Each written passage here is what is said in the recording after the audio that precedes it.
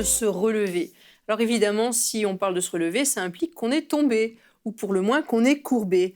Et vous savez, quand on a péché, c'est qu'on a commis des actes qui déplaisent à Dieu, en tout cas d'après ce qu'on lit dans la parole de Dieu. Et parfois, le péché produit un électrochoc chez nous qui nous permet de nous relever rapidement et de nous jeter dans les bras de Dieu. On est déçu de soi et on se dit vite, vite, je retourne dans les bras de mon Sauveur. Mais quelquefois, c'est beaucoup plus insidieux et on va tomber, non pas dans un péché grossier, mais dans une lassitude, dans un laisser-aller, dans une espèce de torpeur spirituelle qui va nous paralyser et qui va faire son nid dans notre quotidien. Et ce manque de vigilance, ce relâchement de la discipline quotidienne, ça va venir apporter un manque de communion avec Dieu, ça va venir nous séparer de la communion avec Dieu. Et il y a souvent la chose qui va avec cet amoindrissement de la conscience. On est moins sensible au péché, on est moins sensible à des choses qui avant nous dérangeaient.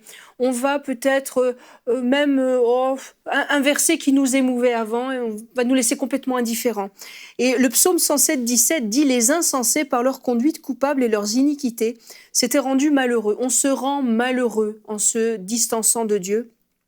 Au verset 18, il dit « Leur âme avait en horreur toute nourriture et ils touchaient aux portes de la mort. » Et quand je réfléchissais à cette rubrique, je me disais, quand on commence à s'éloigner de Dieu, qu'on commence à se laisser aller, à tomber dans cette torpeur, notre âme a en horreur toute nourriture. Et je parle de nourriture spirituelle.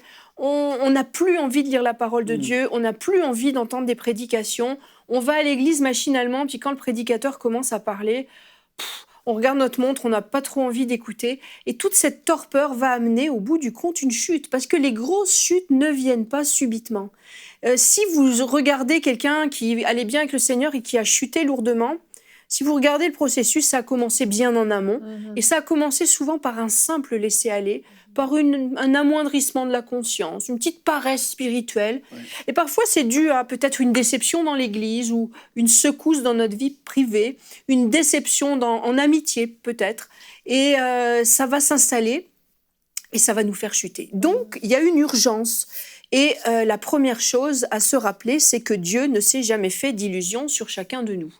Et oui, ça urge de se relever parce que Dieu connaît nos faiblesses, il sonde le plus profond de nos cœurs et rien ne peut le dégoûter définitivement de nous parce qu'il a donné son Fils quand même à la croix pour mourir pour nous. Alors quand on est sur cette terre, tant qu'on est dans notre course, dans notre pèlerinage sur la terre, on a une occasion de revenir au Sauveur. Et puis, moi je le dis souvent, je dis de toute façon, Seigneur, tu ne te fais pas d'illusions sur moi. Donc on continue, je regarde, j'ai pas de honte et je regarde au Seigneur et je sais qu'il pardonne. Il pardonne quand je trébuche, il pardonne mes faux pas et il pardonne les vôtres. Donc il faut vraiment se mettre dans la tête que le sacrifice de la croix est bien suffisant, quoi que soit ma faute. Et parfois, ce sont des fautes graves. Alors, il faut cesser de se juger soi-même en pensant que c'est spirituel de faire ça. Il y a des gens, ils pensent être super spirituels en s'auto-flagellant et en disant « je suis trop impur, je suis trop sale, je ne mérite pas, je ne mérite pas, je ne mérite pas ». Puis à force de faire ça, ils se coupent du pardon de Dieu. Dieu ne se fait pas d'illusions sur vous, alors approchez-vous, n'ayez pas honte, repentez-vous et il va vous reprendre avec lui. Le deuxième point à se souvenir, c'est que se fortifier est un ordre et c'est notre responsabilité. Il ne faut pas attendre que Dieu vienne nous fortifier sans qu'on l'ait demandé. Dans Isaïe 35,3, il est dit « Fortifiez les mains lacées et affermissez les genoux qui chancellent ».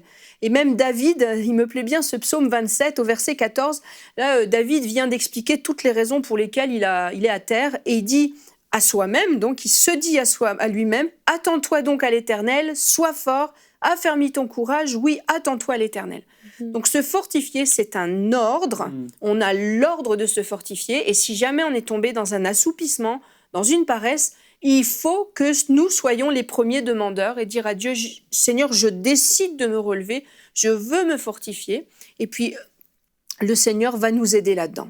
La troisième chose aussi à bien se souvenir, c'est que si on ne se relève pas, il y a un plus grand danger encore, c'est de tomber encore plus bas et de ne plus pouvoir se relever cette fois-ci.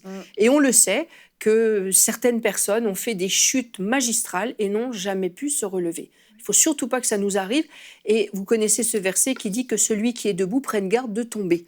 Donc, si on est courbé, si on est à terre, il faut se relever. Il faut se relever. Ce n'est pas une option.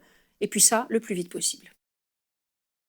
Retrouvez la suite de ce programme dans l'émission Bonjour chez vous sur ENCI TV.